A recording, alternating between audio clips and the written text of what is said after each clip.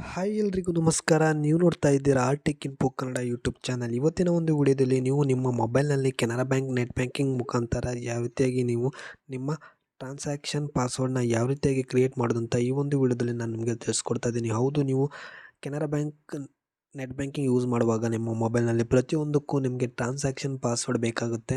So ನಿಮಗೆ login password ಎಷ್ಟು important, ಹಾಗೆ ನೀವು ಏನಾದರೂ ಟ್ರಾನ್ಸಾಕ್ಷನ್ ಮಾಡುವಾಗ ಟ್ರಾನ್ಸಾಕ್ಷನ್ ಪಾಸ್ವರ್ಡ್ ಕೂಡ ಅಷ್ಟೇ ಇಂಪಾರ್ಟೆಂಟ್ ಆಗಿರುತ್ತೆ.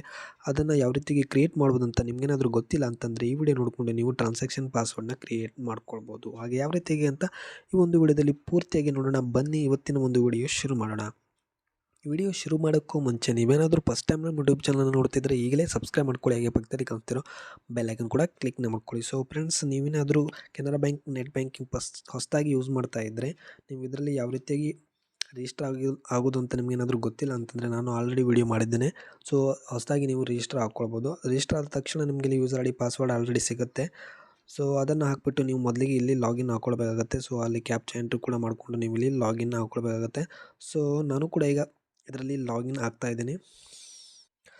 ಲಾಗಿನ್ ಆದ ತಕ್ಷಣ ನಿಮಗೆ ಈ ರೀತಿ ಒಂದು ಇಂಟರ್ಫೇಸ್ ಬರುವಂಥದ್ದು. ನಂತರ ನಿಮಗೆ ಮೇಲ್ಗಡೆ ಮೆನ್ಯೂ ಅಂತ ಇದೆ ನೋಡಿ, ಅದರ ಮೇಲೆ ಕ್ಲಿಕ್ನ ಮಾಡಿ. ಕ್ಲಿಕ್ನ ಮಾಡಿಕೊಂಡ್ರೆ ನಮಗೆ ಈ ರೀತಿ ಒಂದು ಇಂಟರ್ಫೇಸ್ ಬರುತ್ತೆ. ಸೊ ಇದರಲ್ಲಿ ನೀವು ಟ್ರಾನ್ಸಾಕ್ಷನ್ ಪಾಸ್ವರ್ಡ್ನ ಜನ್ರೇಟ್ ಅಥವಾ ಕ್ರಿಯೇಟ್ ಮಾಡಬೇಕು ಅಂತಂದರೆ ಏನು ಮಾಡಬೇಕು ಅಂತಂದರೆ ಲಾಸ್ಟ್ ಆಪ್ಷನ್ ನೋಡ್ಬೋದು, ಪ್ರೊಫೈಲ್ ಆ್ಯಂಡ್ ಯೂಸರ್ ಸೆಟ್ಟಿಂಗ್ ಅಂತ ಇದೆ. ಅದರ ಮೇಲೆ ಕ್ಲಿಕ್ನ ಮಾಡ್ಕೊಳ್ಳಿ. ಕ್ಲಿಕ್ನ ಮಾಡಿಕೊಂಡ್ರೆ ಕೆಳಗಡೆ ನೋಡ್ಬೋದು ಸೆಕೆಂಡ್ ಆಪ್ಷನ್ ಯೂಸರ್ ಸೆಟ್ಟಿಂಗ್ ಅಂತ ಇದೆ.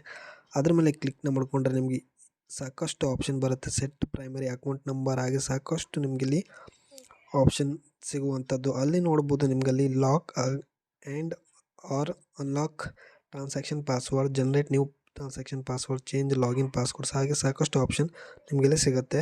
ನಿಮಗೇನಾದರೂ ಟ್ರಾನ್ಸಾಕ್ಷನ್ ಪಾಸ್ವರ್ಡ್ ಹೊಸದಾಗಿ ಕ್ರಿಯೇಟ್ ಮಾಡಬೇಕು ಅಂತಿದೆ, ಅಲ್ಲಿ ಜನರೇಟ್ ನ್ಯೂ ಟ್ರಾನ್ಸಾಕ್ಷನ್ ಪಾಸ್ವರ್ಡ್ ಮೇಲೆ ಕ್ಲಿಕ್ನ ಮಾಡ್ಕೊಳ್ಳಿ. ಕ್ಲಿಕ್ನ ಮಾಡಿಕೊಂಡ್ರೆ ನಿಮಗಿಲ್ಲಿ ಈ ರೀತಿ ಒಂದು ಇಂಟರ್ಫೇಸ್ ಬರುತ್ತೆ.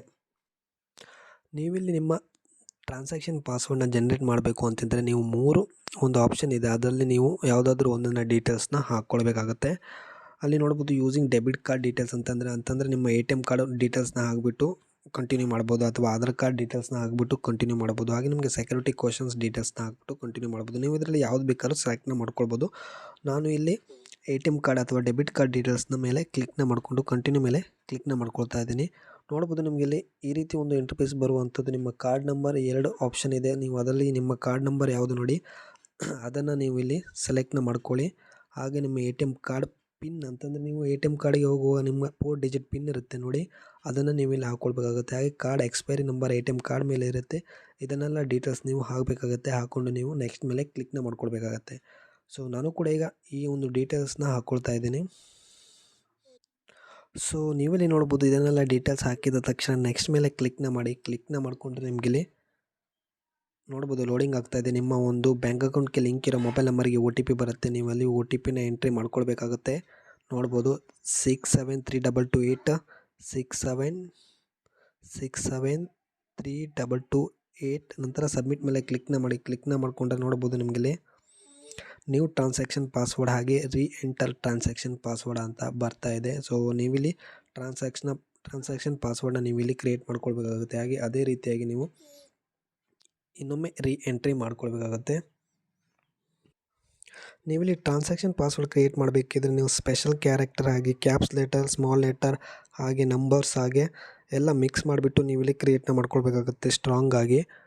ಹಾಗೆ ನಿಮ್ಮ ಹೆಸರು ಏನಾದರೂ ಗುರು ಅಂತ ಇದ್ದರೆ ಕ್ಯಾಪ್ಸ್ GRU ಅಂತ, ಹಾಗೆ ಅಥವಾ ಹ್ಯಾಶ್ ಹಾಗೆ ನಂಬರ್ ಎಲ್ಲ ಸೇರಿಬಿಟ್ಟು ನೀವು ಇಲ್ಲಿ ಸ್ಟ್ರಾಂಗ್ ಪಾಸ್ವರ್ಡ್ನ ನೀವು ಇಲ್ಲಿ ಕ್ರಿಯೇಟ್ ಮಾಡಿಕೊಂಡು ಹಾಗೆ ಎಂಟ್ರ್ ಮಾಡಿಬಿಟ್ಟು ಸಬ್ಮಿಟ್ ಮಾಡಿದ್ರೆ ಆಯಿತು, ನಿಮ್ಮ ಟ್ರಾನ್ಸಾಕ್ಷನ್ ಪಾಸ್ವರ್ಡ್ ಸೆಟ್ ಆಗುತ್ತೆ. ಸೊ ಈ ರೀತಿಯಾಗಿ ನೀವು ಕೆನರಾ ಬ್ಯಾಂಕ್ ನೆಟ್ ಬ್ಯಾಂಕಿಂಗಲ್ಲಿ ಟ್ರಾನ್ಸಾಕ್ಷನ್ ಪಾಸ್ವರ್ಡ್ನ ಕ್ರಿಯೇಟ್ ಮಾಡ್ಕೊಳ್ಬೋದು. ಸೊ ಇದಾಗಿತ್ತು ಇವತ್ತಿನ ಒಂದು ವಿಡಿಯೋ ನಿಮಗೆ ಖಂಡಿತ ಇಷ್ಟ ಆಗಿದ್ರೆ ಲೈಕ್ ಮಾಡಿ, ಹೀಗೆ ಫ್ರೆಂಡ್ಸ್ಗಳಿಗೆ ಶೇರ್ ಮಾಡಿ. ಮುಂದಿನ ವಿಡಿಯೋದಲ್ಲಿ ಮತ್ತೆ ಸಿಗೋಣ. ಧನ್ಯವಾದಗಳು.